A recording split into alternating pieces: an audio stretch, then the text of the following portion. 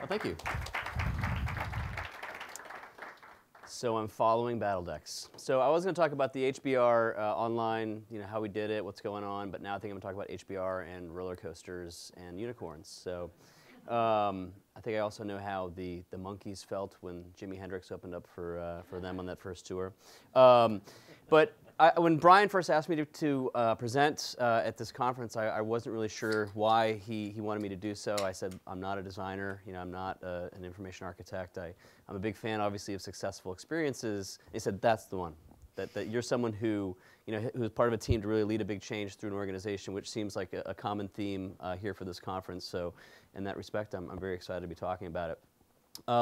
So today I'm going to talk about the changes that we were able to actually make happen, how putting the users and our community at the center of those efforts was critical to its success.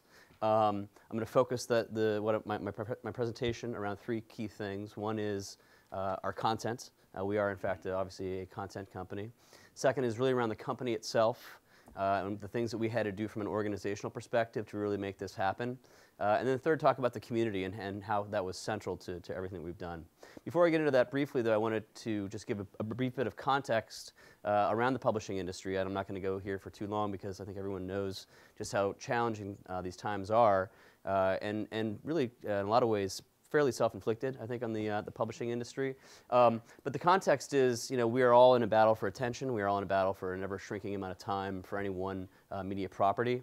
I think that we're going through one of the first actual repricing, a real revaluation of advertising. I don't know if you've read the Ken Auletta book Googled that came out a few months ago, but there's a great scene where Mel Karmazin, I think he was at CBS at the time, goes in for like one of his first meetings at Google, and they're explaining how PageRank and AdSense works. And Mel, who's built this empire literally on advertising, looks at them and says, "You're fucking with my magic." And that's exactly what's happening at large with the publishing industry, is that for the first time people are able to actually put a real value on advertising, which for most publishing companies is the crux of what their revenues come from. I think, though, it's really important when we talk about these kinds of organizational changes, these kinds of cultural changes, that we really remember that it is something that's happening at the individual level. And I think that one of the things that's happening with the publishing industry is that at the human level, this is a searing and almost existential moment for them, a real dilemma for them, in that the entire value proposition that people thought that they had in publishing has fundamentally changed. And obviously, that happens. And you have to react to it, and you have to be smart about it and think strategically about that. But at a human level, that's one of the things that we've been reminded of every step of the way as we've tried to implement some of these changes, and realizing that it's a person-by-person approach. But as Brandon mentioned in my introduction, I did a fair amount of writing about the music industry back when I lived in San Francisco. And I remember at the time being a reporter and looking at this industry and just saying, how could they be so stupid? How could they not see what they need to do? It's so clear to me, a 27-year-old reporter, what this industry needs to be doing with regards to the internet and engaging its community and dropping its litigious approach to strategy. And I realized, to my horror, about 2 months ago, that the publishing industry was actually doing the exact same thing. And I think they're now at the stage where they're about to collapse, exhausted, defeated, at Apple's feet. So I think that's where we are there with the writ large. Harvard Business Review, bringing it down a little bit, we're facing some of the same challenges. I think, though, that because of the way we're set up, because of our position in the marketplace, we're slightly in a different position. We're somewhat protected from some of the challenges that are facing the publishing industry writ large. Unlike the majority of publishing companies that make almost all their money from advertising, we make the majority of our money from circulation. So we cost $17 at the newsstand. We cost $120 for a year for subscription. And that really kind of protects us, and I think allows us to take a look a little bit forward than some of our people who are being really, really reactive. At the same time, we're certainly not immune to these changes. We're seeing challenges with people not renewing their subscriptions. We're seeing challenges with people not starting subscriptions and really kind of fighting for people's times. So that was the context in which we found ourselves about a year ago, most recently, but really that I personally found myself in 3 or 4 years ago when I joined the company and began to try and instill some of the seeds of these changes that we're now finally being able to realize. And I think the crux of the dilemma, and really the thing that I want to kind of focus the conversation around here today, is to begin to ask, how many people here subscribe to Harvard Business Review? Okay, I can count it literally on one hand. And that's our challenge. Because if all of you are trying to drive change inside of organizations, if all of you are trying to manage your boss, if all of you are trying to manage technology change, you all would find value in Harvard Business Review. But here's the issue, is that I don't blame you. That until recently, until I believe that we started to make some of these changes that were now beginning to be made real in the marketplace, we weren't doing a whole lot to court you. We weren't doing a whole lot to really try to understand your needs. We weren't really trying to do a whole lot to engage you in ways that you wanted to be engaged. And I think most publishing companies were in the same position. So what I want to talk about is how we realized that and how we're now trying to really to bake community concerns, to really bake that kind of our new position in the new marketplace.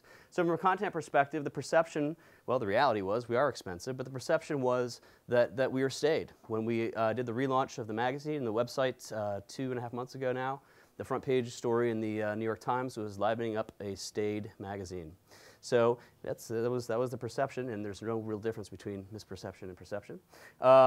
Editorially, as we were, the way that the publication I think had slotted its articles and whatnot, that there wasn't a whole lot of thought giving to relevance. You know, that this was because it was a hybrid with academic heritage, with commercial realities. There wasn't a whole lot of thought about making sure that the content that we were putting out at the time that it was coming out was relevant to the audience.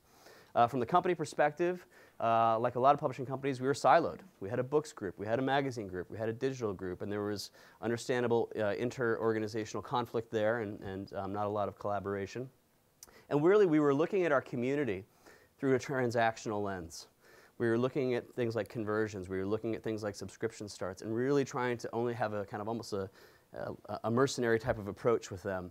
How can we now begin to look at those people in a more relational lens, to begin to engage them in different ways that don't necessarily have to, upon first date, result in taking out the wallet. So looking out the company, as I mentioned, there were silos everywhere.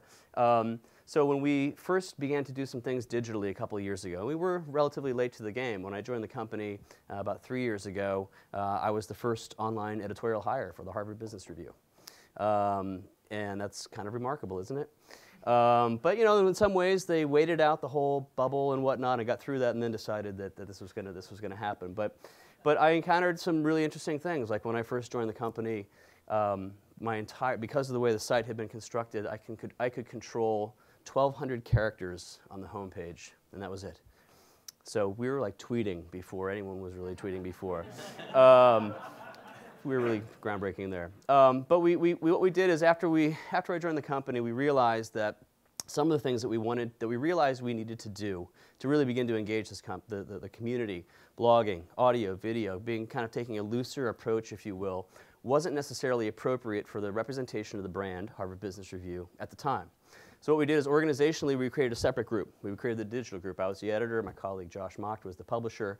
And we did this under the harvardbusiness.org brand. And while the difference between harvardbusiness.org and hbr.org was very, very slight in the marketplace, internally it gave us just the amount of cover that we needed to be able to do some things without blemishing, if you will, the master brand and begin to really build some capital within the organization to begin to form a new relationship with this community. So that was really, really important for us, and really it was essential for us to begin to see some successes there. Because we are the company that we are, that publishes a lot of management content, we realized that we needed to come up with some intellectual frameworks, if you will, that would really help us, one, get in agreement with the CEO of the company and to help be able to communicate with our colleagues, and two, that we chose we think were really instrumental in our success in helping us get along the way, and I think are relevant across industries, not just publishing. One is the notion of discovery-driven planning, which was created by Dr. Rita McGrath at Columbia.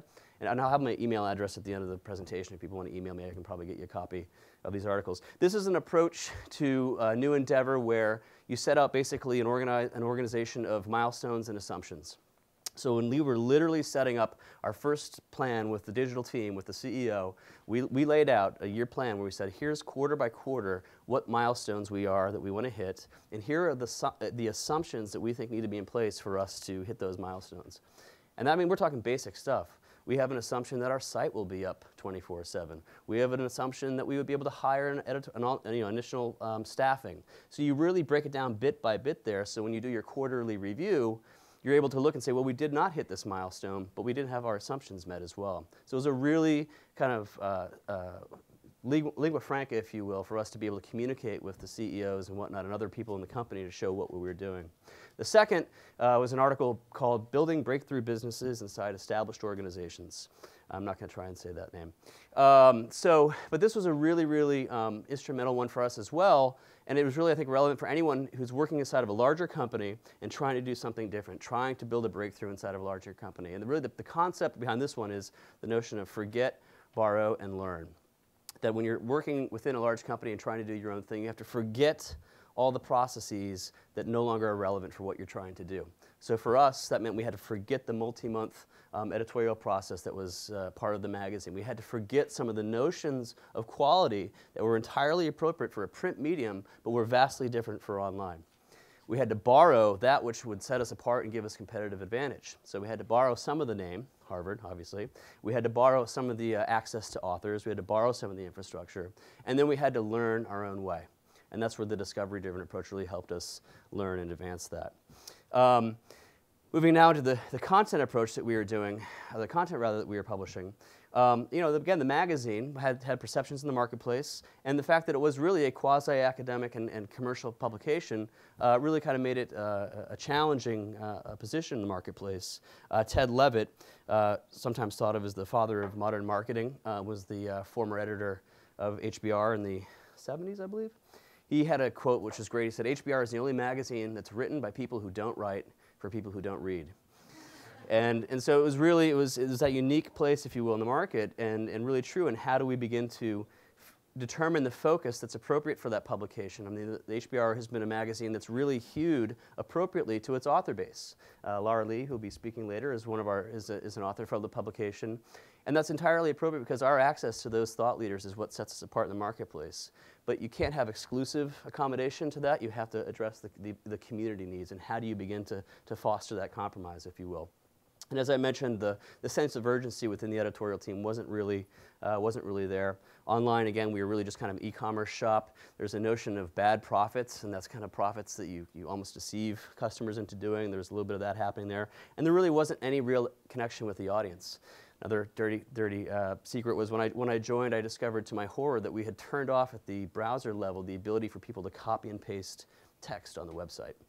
And it wasn't until we were featured in a site called websitesthatsuck.com that I was able to make that change happen. So that just gives you a sense of the kind of the connections with the audience. So again, with that organizational construct in place, we were a separate digital team. We had this framework that we could agree with with the company. We began to foster some real successes and some real experiments. We really introduced for the first time the notion of beta with Harvard Business Review. Beta, Harvard Business Review. They don't necessarily kind of fit together. I almost feel like I'm doing battle decks right now. But really started to introduce that concept in meaningful ways. As I mentioned, really working hard to define what quality meant across the platforms. Quality is something that's mentioned appropriately all the time within HBR, and we're still working on this, really making sure that people across the board, editorial, commercial, understand why it's okay to have someone in a very conversational tone, have a very strong point of view in a blog post, or to have something that's a little bit rough edited in video or audio, and why it needs to be completely different when it's in the publication. So we're really working hard to do that. Identifying quick wins. I mean, about 4 months after we launched, we had our first quick win, and that was when we ran a post by Bill Taylor that I think was the first time it was reported that Zappos pays its employees to quit. That it goes through the introduction. I don't know if you remember that piece from a couple years ago. That was on our site. It was a huge hit for us. Went on CNN, New York Times, and it was the first time that a blog post, again, kind of a really interestingly perceived notion, blogging on HBR, was really shown to have value. And so we built on that. We brought in other authors who could begin to kind of get us there, and we started to live in through the forget, borrow, learn of that one piece. Moving now into the community components. Again, the community was not at the center of our efforts. The question is, are you a magazine that people like to write for or that people like to read? And so we really realized that we needed to begin to figure out smart ways that we can begin to understand who these people are that are part of our community, and what their issues are and how we can address them. So we did this a couple ways. One is we started something called the HBR Advisory Council, which is a private community that we're doing through a company called Satmetrics. It's about 8,000 people strong now, and these are people who are subscribers, these are people who are lapsed subscribers, these are people who are advocates, who are detractors, and we use this community a lot now. We use them to test cover ideas, to test, to poll them, etc. We also worked with another company, maybe I shouldn't mention this, down in the Bay Area, IDEO, to help us craft some personas. They did a great job for us and really came up with a couple that were instrumental, again, in getting another level of understood language between the silos to understand, okay, I understand. One persona is looking for us to connect the dots for them. They're looking for us to be the mentor. They're the guide me's. One persona is looking for us to inspire them, to really kind of be their muse, to just put the ideas out in front of them, and that's the Inspire Me persona. So really was allowing us to give people examples and get them to understand so we could begin to build capital there. And we really incorporated this into our content and our organization efforts. So rather than just this nebulous concept of community and everyone nodding their head that yes, of course we have to pay attention to our audience, we began to really look for ways that we could bake user focus into our actual content. So one of those was those segmentations. We've since done some further drill downs in the segmentations, and the marketing team, the commercial team realized that those segmentations were really instrumental in beginning to understand who this audience was, that the shotgun blast approach, Harvard, Harvard, Harvard, Harvard, was no longer going to be relevant in the marketplace, and we were seeing the slipping happening. At the same time, editorially, we saw the value in those personas. We were able to assign bloggers. We were able to create whole new content components based on those personas. And it was that lingua franca that allowed us to really begin to unite, something, again, we're still working on. We looked at what was going on the website, and we saw a couple things that were very clearly evident. One was that people really liked it when we put new research out there, that when we could curate kind of academic, commercial research and show people this is some new stuff. We came out with a great post about 8 months ago that looked at Twitter and found that the mean number of tweets, I think, was 1, and that men were like 3 times more likely to follow men than women. It was a huge hit for us. So that's an example of the kind of new research that came out of HBS that our audience loved. Our community also loved the notion of managing yourself, helping people become better leaders, become better managers. And so these were 2 concepts that we knew worked, and they resulted in 2 new sections of the magazine. So now they open up the new HBR, which went live a couple months ago. And the first section you'll see is Idea Watch, and that's that research and development. Some of those ideas are percolating online, making them into the magazine, vice versa. The back of the book is called the Experience section. There too is where it's focused on managing yourself. And the reason those 2 sections are in the new magazine is because of their interest online. The case study is one of the most iconic components of HBR. We've reworked that. There's no longer 3 experts commenting on what the protagonist in the situation should do. There's 2, and the third comes from our online community. So we put the story online first and bring that into the focus. The first issue was an executive from Google leaving a comment on our blog. The second was a senior vice president from MasterCard. So the community was clearly seen to be really valuable and really smart. So it was very easy to kill some of those concerns that initially surfaced when we were proposing that. HBR Answer Exchange is a new thing we've done, which is builds off the question and answer model that's emerging online. We're letting the community come in and answer questions, ask questions. We're really active now in really surprising and really wonderful ways with social media. We have about 100,000 people following us on Twitter. That jackalope chart is pretty representative for us in terms of, I think that's the next slide, yeah. So where we see the Twitter glow. So jackalope, digital voice, right here. You can see where that happened. This is our Twitter followers. This is is that the Twitter? Yeah. And this is actually only up to December, and then when we went live with the adaptivepath designed site, we actually saw an even steeper ascent after that. So one of the things we also, whoops, there we go, realized we needed to do was, part of this was stretching what it meant to be a Harvard Business Review. Harvard Business Review has historically been thought to be for established leaders, leading large multinational corporation. And we realized that when Adi Ignatius, the new editor-in-chief, my boss, joined about a year ago, we realized that we needed to stretch the brand. He had seen all the momentum we'd done online, he'd seen some of the new ideas, and so we not only had to appeal to established leaders, we had to appeal to emerging leaders. We had to complement that timeless insight that the magazine is known for. I mean, we still sell article reprints from 1970. We had to blend that timely with the timeless, and we had to continue to present the idea-rich fare that sets us apart in the marketplace, but we had to help our users connect the dots. Again, applying that persona work so that we were able to connect the practical to the theoretical. And so this is what the new Harvard Business Review looks like. If you've seen an older issue of the magazine, I think you'll agree it looks quite a bit different. The old one had kind of more of an academic Palatino font, maybe, across the top, in a true nod to its academic roots, had the full table of contents on the cover. But when Adi Ignatius joined and took a look at the cover, he said, well, how do we remake a magazine for a digital age? And he said, having the table of contents on the cover, that's a search function. That should just be done online. So now we were able to use the cover in a more traditional editorial way to really tease out some stories, use some rich art, with a little bit of a nod to the way things had been done. And then just the other example is a look at how we're using richer art to really, again, begin to tell stories in different ways, make the content more accessible, and really address and respond to that which we've heard our community tell us. This is what the new website is looking like. Again, you'll start to see some of the things from the persona work, from the way that we wanted to stretch the brand represented here, where we wanted to make sure people understood that Harvard Business Review is not just a monthly magazine, it's a daily destination. So the first word literally is today. Going from timely all the way down to timeless, that was something. So you got the most current, the next most current, down to magazine books, down to timeless. Balancing the theoretical, the idea-rich fare, which is the spotlight, which is the core of the new magazine every month, with the practical. So you've got the theoretical and the practical beginning to be adjacent there. So really starting to bring some of those concepts to light. And that's about it. So thank you. Now we're going to talk with Brian. Do I need to turn? Okay. So I'm actually the envy of many at adaptivepath because I was able to actually launch something the same year that I actually worked on it.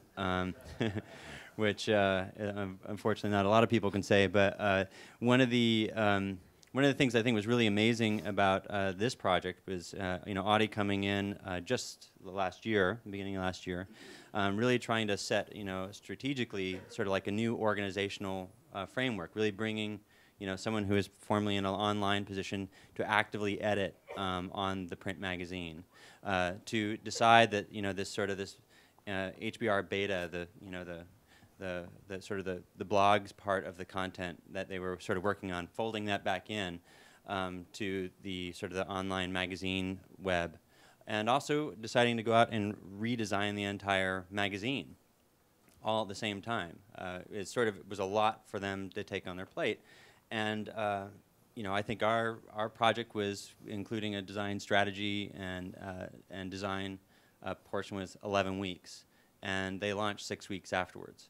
And this is, it's really quite a testament to sort of their focus to be able to be doing that and redesigning the magazine and having new leadership in place just coming out of a reorg.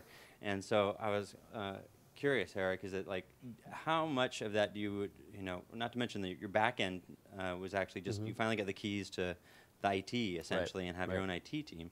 And I was wondering how much would you actually sort of point to the reorganization and sort of like the way that you guys were working together to be able to achieve that?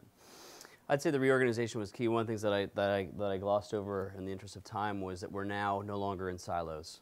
That in July of last year we tore down the silos and we're now one editorial team, where we're not really focused by platform. We're focused actually around ideas. That's the loose organizing principle now for the editorial team. Like beats, so we have 13 editorial kind of idea teams. One of them is innovation, one of them is sustainability, et cetera. And on each of those teams, where we have the staff, there's someone who's formerly from the books, formerly from the magazines, and formerly from the web.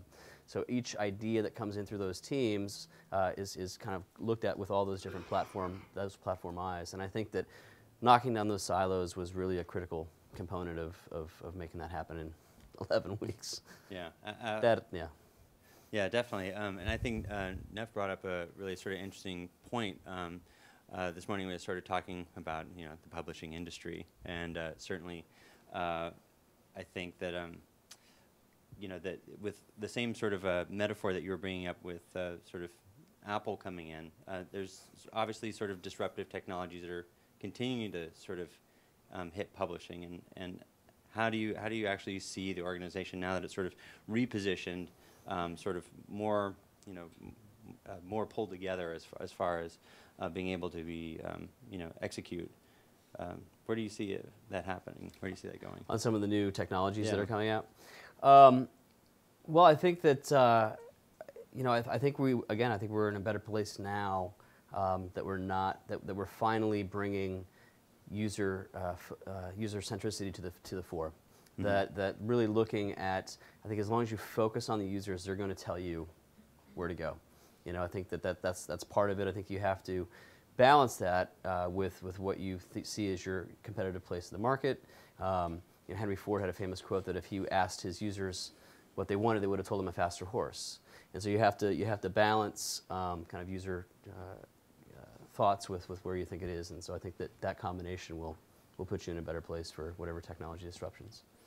You know, one of the things early on, you know, that we were talking to HBR about was sort of, you know, the pricing strategy or the registration gate, or, you know, what can you actually give away, and what do you actually need to sort of extract some sort of value out of. And you know, it seems like you know, we've seen the New York Times propose, you know, sort of a as-used model that they're going to try to phase in. The Financial Times, obviously, another sort of prestigious publishers have done that, and now, of course, you know, the Apple's, you know, iPad also trying to be able to sort of present content in a way that you can sort of get people to pay for it. And I was wondering, you know, that being sort of your existing business model, and seeing sort of the pressures that are sort of the whole industry is going through. How do you see that sort of? How do you see you migrating into to a non-extinct position? Yeah.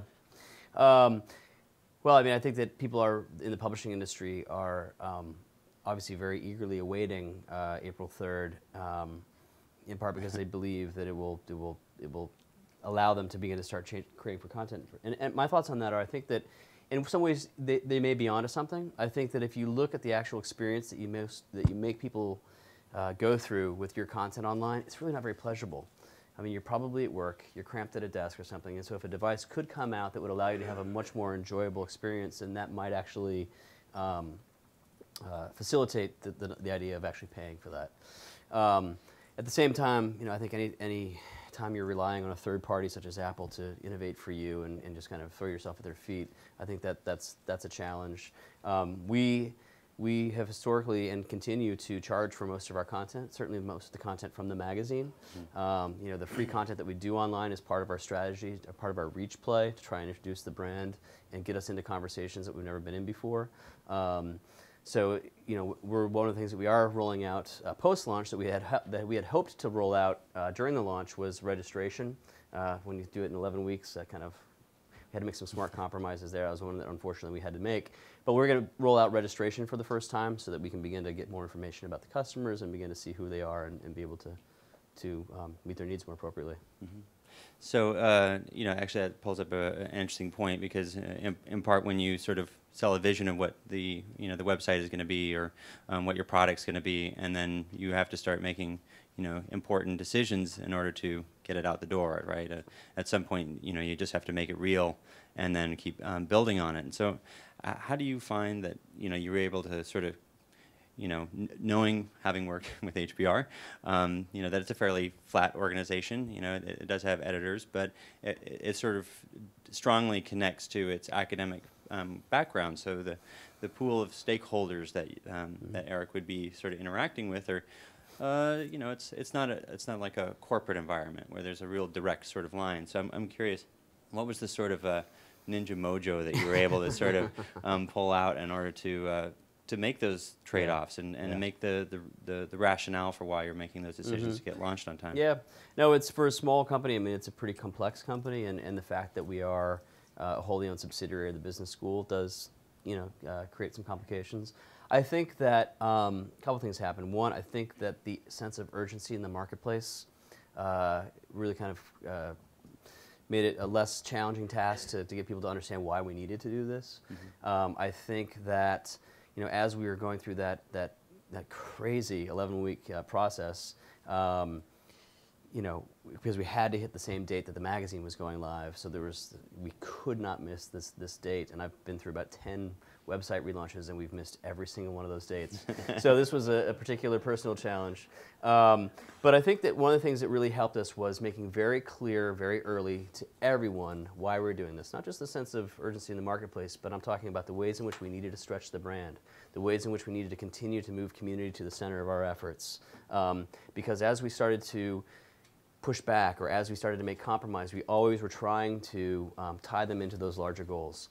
We need to retain this here and not on advertising because this plays to our connecting theory to practice. We need to keep this navigation bar sparse because we need to make it the timely to timeless continuum. So really always trying to keep it back up to those high level goals and objectives really, I think, took a lot of the ambiguity out of those conversations. Mm-hmm. And then obviously, you know, more tactically, we're a very social organization, so making sure you're socializing decisions at the right time to the right people was pretty essential. So we have like 3 minutes left, so I want to open up to any questions that anyone may have for Eric. Oh. Sorry. Do you have a re-engagement strategy? I'm one of those people who actually used to subscribe, and your comment about sort of being cramped when you're trying to read resonated with me, because I think I felt like I never had the time to read it, and part of that was because I didn't have time actually at work and didn't necessarily want to sit in front of a computer at home. And so I was just wondering if you have you know, a user-centered re-engagement strategy to bring people back who might have dropped off. Yeah. Yeah, on a number of different levels. You know, we're doing a pretty significant, for us, marketing campaign. We're doing some pricing experimentation to people who have recently lapsed to try and bring them back into it, some more aggressive than others. I think that, you know, even things as much as our Twitter and our social media efforts is, again, getting HBR content into conversations that it would never have been in before is kind of arguably part of that effort as well. So both concerted and then also kind of more grassroots.